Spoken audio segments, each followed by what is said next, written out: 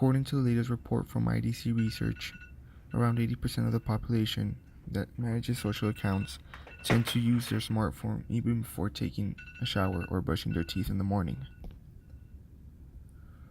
Apps such as Facebook, Instagram, and Twitter tend to have contact with our homepage in our phone and allow us to seek the notifications faster than any other company.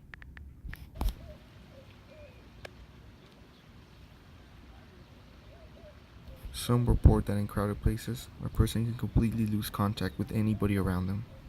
And when it comes to school, it's reported that almost around 83% of the people that enter a session tend to use their phone or any social accounts during the class.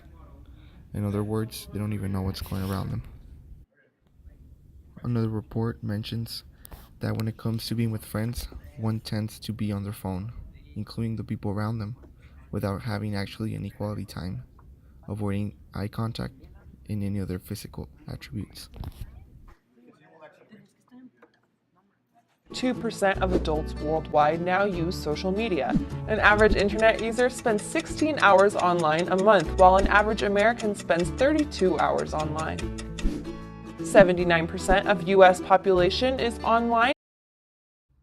In 2012, 3,328 people were killed in distraction-related crashes. Around 421,000 people were injured in crashes involving a distracted driver. And around 11% of the drivers underage were involved in a fatal accident. 1/4 of the teenagers respond to at least one text message every time they drive. Not even a gym workout can avoid social media.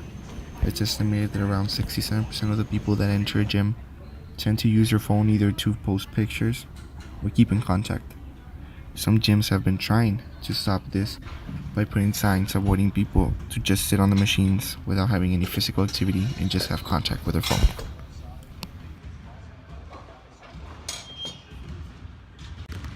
Due to its influence, many sports have now decided to do live streams when it comes to social media, since more people have connections there than in live games. It's a great question, is social media replacing our relationships or is it adding to it?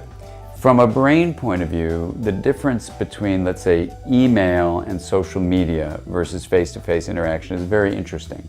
So studies, for example, that have shown what it's like when you actually are with someone face-to-face, where you have eye contact, you're sharing facial expressions, there's a tone of voice you can hear, the posture of the person, the gestures, the timing of what they do, the intensity of what they respond with. Those 7 signals, and those are eye contact, facial expression, tone of voice, posture, gestures, timing, intensity. If you memorize those, it's really useful because then you'll see what texting, what email, and what most social media actually is lacking. Many movie theaters around the United States have been doing countless efforts to try to avoid people from using their smartphones during the presentations, since it's considered to be distracting and prefer the people to be kicked out to the lobby than to actually enter the movie.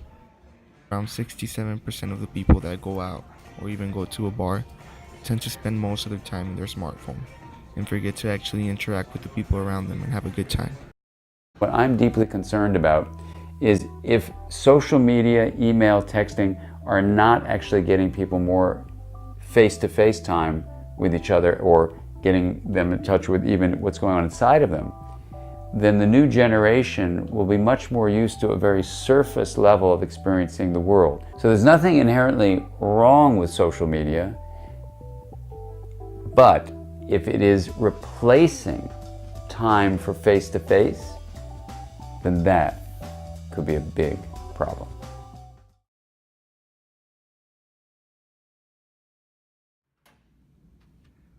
Don't use your battery as an excuse to stop using social media. Stop using it and go out and live.